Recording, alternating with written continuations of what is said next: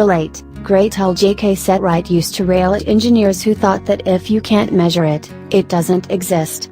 There's an element of that in McLaren's starter sports series, particularly the 570S, where spectacular performance doesn't quite fill the soul.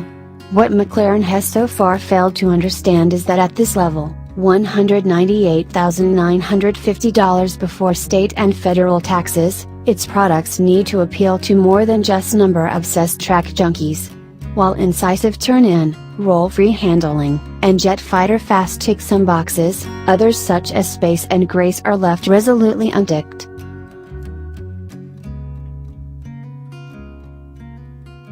GT derives from the Grand Tour, a 17th-century European rite of passage cultural tour undertaken by well-heeled young blades anxious to see and hear the great works of art and music for themselves. Food, wine, and other earthly pleasures might also have been involved. And while the name has been lifted by Clarkson, Hammond, and May for their forthcoming Amazon car show, true petrolheads will more properly associate Grand Tour with the Italian Gran Turismo, a car capable of high-speed, cross-continental peregrination in style, with space for expensive luggage.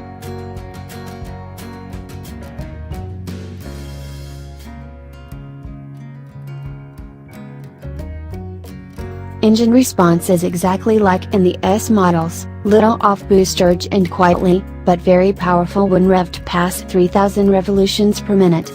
Porsche's 911 Turbo uses super expensive variable geometry turbochargers to add flexibility, and Audi's R8 and Lamborghini's Huracan are naturally aspirated with instant throttle reaction.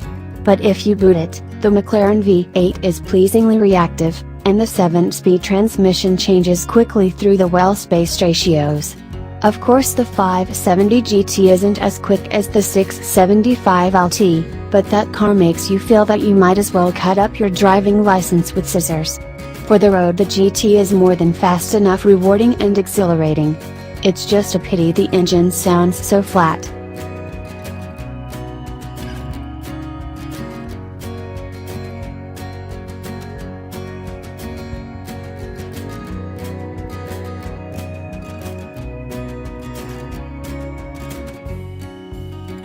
After its monkish approach to developing the first of the Super Series, McLaren has learned and reacted with the GT.